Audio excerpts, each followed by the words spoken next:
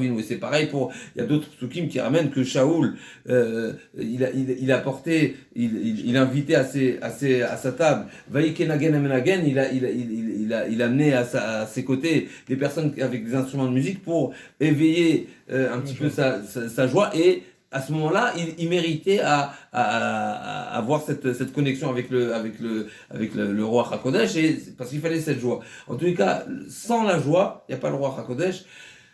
Une personne qui accomplit une mitzvah avec joie, il est récompensé 1000 fois plus que si c'était sans la joie.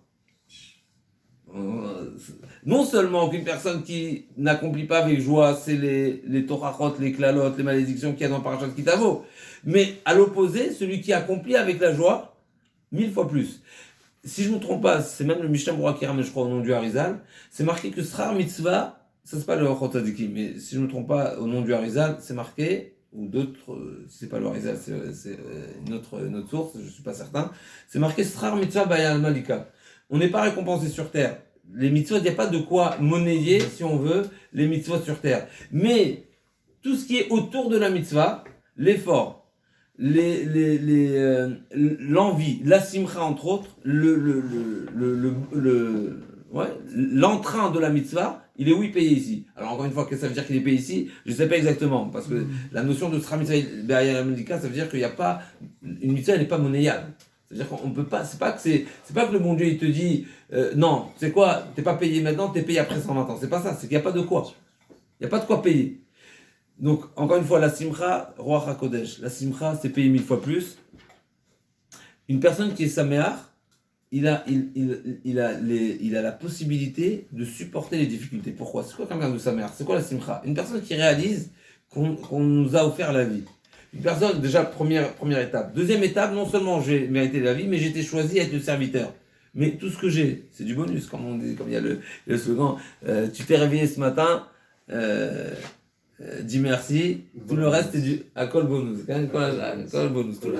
Le fait déjà, qu'est-ce qu'un homme n'est pas prêt à donner pour la vie? Mais nous, une personne qui est vivante, il se doit, une personne est prête à. Je me rappelle, ça fait longtemps, Rav Amnon Yitzhak qui racontait qu'il y avait une personne qui, malheureusement, il avait une malformation des doigts et il devait aller faire une opération donc d'Israël. Il allait en Allemagne ou je sais pas quoi, et le Rav, donc Rav Amnon, il demande au père combien tu débourses pour cette opération. Et il a raconté, je sais pas, en centaines de milliers, et il dit combien juste pour 2 doigts, pour ajouter ou pour reformer. Alors peut-être qu'il avait les moyens, la question n'est pas là. Mais on voit combien un homme est prêt à dépenser tout ce qu'il peut pour juste une formation de doigts, pour améliorer une formation.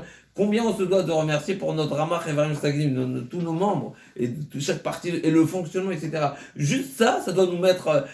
mais plus que ça. Mais c'est, encore une fois, c'est pas la simcha de n'importe quoi, c'est une simcha... comment on appelle ça? C'est une simcha spirituelle. Non, mais je dirais non, elle est plus. Non, au contraire. C'est spirituel, c'est pas matériel. C'est la carte. Non, c'est complètement matériel. Une simcha dans l'action. Non, mais je suis avant l'action. Moi, c'est vrai, je parle pas. C'est une simcha de la carte Tov. C'est exactement ça. Réaliser où je suis. Il y a la simcha au moment de l'action, de la mitzvah. Ça, c'est encore un autre niveau. Mais déjà, être reconnaissant de qu'est-ce que j'ai, qu'est-ce que je possède. D'ailleurs, c'est ce qui est marqué dans Parashat Kitavo, encore une fois. Mais Rov Kol, le bon Dieu nous a donné des moyens, c'est une raison suffisante pour exiger la simcha. Je perds le fil aujourd'hui, je ne sais pas ce qui se passe. La Gemara, elle raconte dans... Non, ça on le dit pour la simcha, on le dit. Oui, j'étais en train de dire justement que une personne qui vit, qui réalise tout ce qu'Hachem lui fait, il a la facilité de supporter les missionnotes, les épreuves et les souffrances. Pourquoi? Tout simplement. Parce que si... C'est le bon Dieu qui lui envoie là. Une personne qui constamment réalise qu'il est une personne élue, une personne choisie, une personne qui le créateur attend son service, mais il sait qu'il est en direct à chaque instant. Plus que ça encore, comme il y a des histoires qui racontent ça. Une personne, imaginons une personne. Des fois, on peut mériter avoir même le bienfait de la souffrance. Par exemple, c'est combien de personnes, il y a eu combien d'histoires qui ont été racontées suite aux Twin Towers. Les personnes qui devaient être au bureau, ou des personnes qui n'ont pas pris l'avion parce qu'ils n'avaient pas leur filine, etc. Des gens qui se sont battus, qui ont voulu forcer pour rentrer dans l'avion, on leur a fermé la porte, etc. Qu'est-ce qu'ils ont réalisé, ces personnes-là? Que finalement, ce fameux instant où ils ont pensé que c'était une souffrance, mais en fait, c'était quoi? C'était bien fait. Ouais. Alors des fois, on mérite, des fois, le bon Dieu nous donne cette visibilité et la compréhension des choses, et on arrive à voir comment ça s'est traduit dans notre intérêt. Mais c'est très ils ont échappé au désastre. Ils se mettent en position d'avoir la réaction de la joie avant. C'est vrai, c'est pour ça que je dis, c'est vrai, des fois le bon Dieu nous donne le mérite. Après, on est content après, mais sur le coup, alors, c'est d'être dans cet état d'esprit-là. C'est clair, c'est pour ça que ça s'appelle un Isaïon. C'est clair, c'est un Isaïon. Mais Hachem, il donne des épreuves à ceux qui peuvent les affronter. C'est vrai aussi. Mais tu parles pour la véloute ou pour des épreuves Toutes sortes d'épreuves.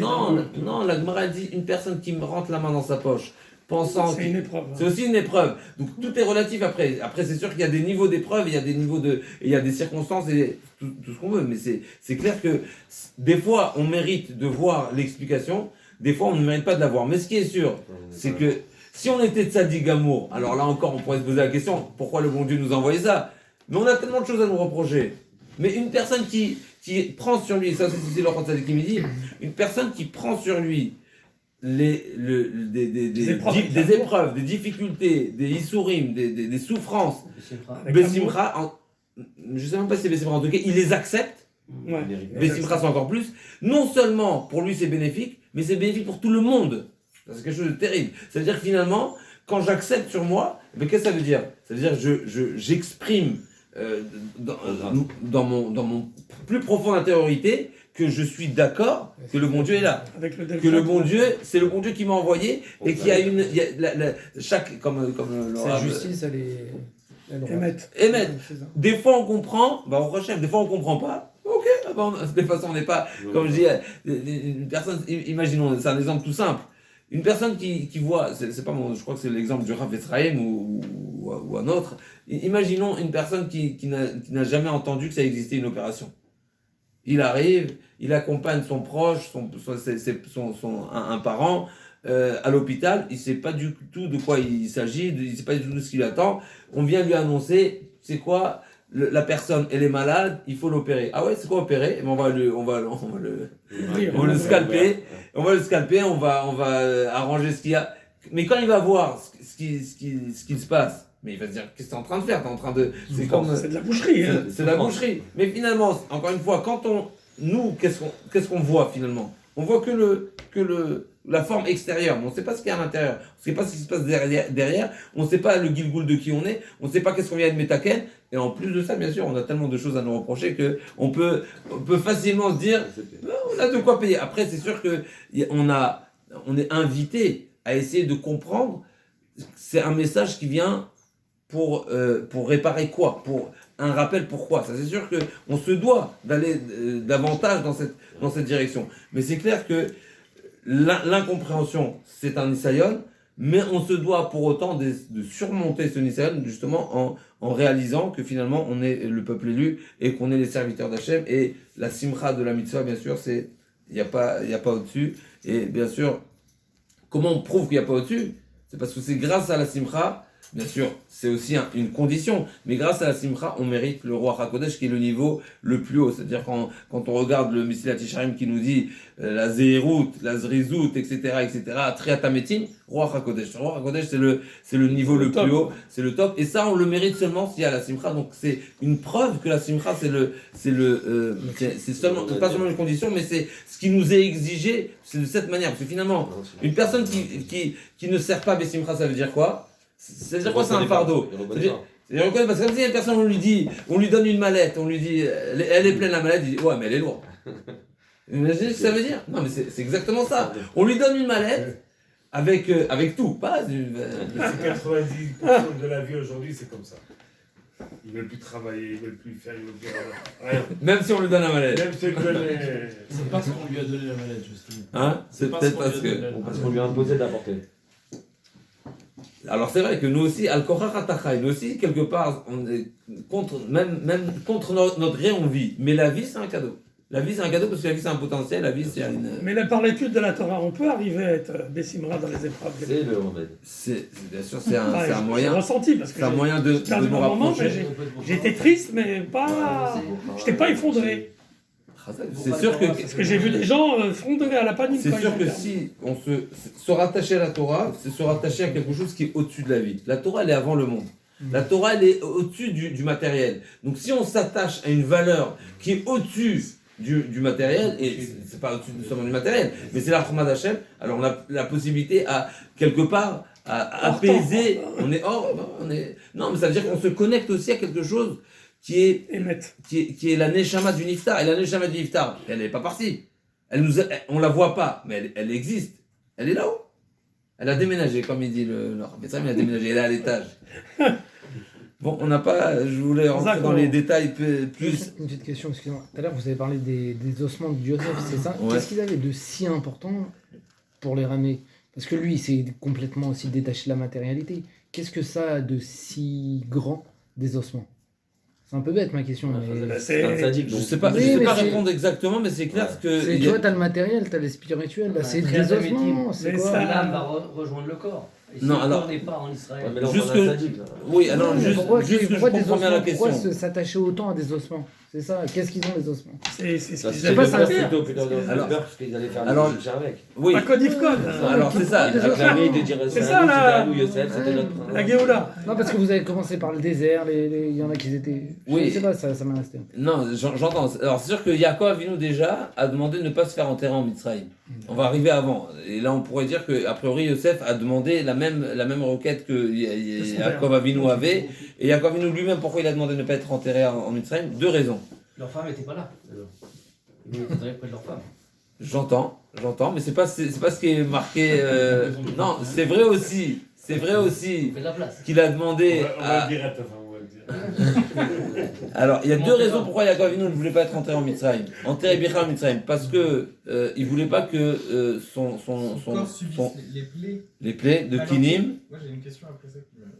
Comment ça se fait que avec Moshe il a pas voulu frapper le Nil parce que justement le Nil l'a protégé, truc, etc. Comment ça se fait qu'il y ait autant de plaies qui soient sorties du Nil alors que Yosef il était dedans et que ça n'a pas forcément dérangé Aaron de frapper sur le Nil quand il s'est transformé en sang, que les grenouilles sont sorties, sachant que les souffrances que ça aurait pu engendrer à Yosef qui était justement Dans au le fond de ce Nil. Nil. Et t'es dans le Nil. Je suis pas tout à fait d'accord avec la question, mais j'entends. Ça veut dire la raison pour laquelle Moshe n'a pas fait, c'est un problème de Hakaratatov. Ça veut dire c'est pas un problème de transformer l'eau en sang, puisque c'est la volonté d'Hachem. Seulement, s'il y a la possibilité de le faire par un intermédiaire, vaut mieux. Ça veut dire, moi, c'est marqué Borchek Tebomaim Al Tizrok Boeven. Même le puits duquel on a profité, il ne faut pas jeter une pierre. Pourquoi? C'est pas parce que il va pas en souffrir, hein, le puits. Mais c'est nous, on doit exprimer au mieux notre reconnaissance. Et finalement, de jeter une pierre, quelque part, c'est nous boucher. C'est ça. Et former une certaine barrière avec la reconnaissance qu'on doit avoir. Finalement, la reconnaissance, c'est quelque chose qui doit pas être oublié. Et finalement, de frapper, si j'ai la possibilité de ne pas le frapper, je le fais. Maintenant, pour Yaakov Avinu, du fait que toutes les alors, vous demandez, est-ce que Yosef, il a subi le sang de... J'entends, c'est une bonne question. Je ne sais pas vous répondre. En tout cas, pour Yaakov Avinu, il a demandé pour deux raisons. Et d'abord parce que pour ne pas que la terre qui est autour de lui, a priori, soit kinim. Ça veut dire qu'il était tellement à un niveau élevé Il que n'a pas envie de salir son corps. quelque part, voilà, que même qu'il soit complètement épargné. C'est-à-dire, on peut imaginer qu'est-ce qu'il y a autour de... Il n'y a que de la... Ça veut dire quelque part, même Yaakov Avinu, et ça va dans votre sens, même le mérite de Yaakov Avinu n'aurait pas pu éviter que la terre qui est autour de lui devienne des poux, une forme de poux. Ça, c'est intéressant. Deuxièmement, c'est qu'il ne voulait pas qu'on le rende une idole. Ouais. Parce que quand Yaakov Avinu est arrivé en Égypte, on sait que le Nil, que la famine s'est arrêtée. Sur les 7 ans, c'est une marloquette, est-ce qu'elle a repris après la mort de Yaakov Avinu ou pas? En tout cas, c'est sûr que la bracha était visible dès l'arrivée de Yaakov Avinu, et donc tout le monde allait adorer Yaakov Avinu. En tout cas, a priori, Yosef Hatzadik et les Shvatim pareil, ils ont demandé à être enterrés en Eretz Israël. C'est un srout d'être enterré en Eretz Israël. C'est marqué.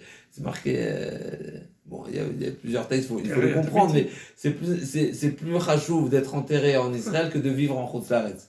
Mais comment ça se fait qu'ils ont laissé partir le corps de Yaakov juste alors qu'ils avaient. Ils disaient que ils allaient le considérer comme une idole et surtout qu'ils avaient procédé à l'enterrement qu'il y avait en Égypte pendant 40 jours, ils l'ont embaumé, trucs, etc. Comment c'est que Pharaon il a laissé partir? Même Yosef Hatzadik il a eu peur, il a douté de l'accord de Paro. Il a demandé à la cour, mais comment il a fait? Il avait un deal avec Paro, puisque Yosef Hatzadik connaissait une langue que Paro ne connaissait pas. C'est la Shona Kodesh, et il lui dit, c'est quoi, tu ne me laisses pas partir, c'est moi qui prends ta place parce que je connais une langue de plus, et celui qui connaissait le plus de langues, c'est lui qui devenait roi.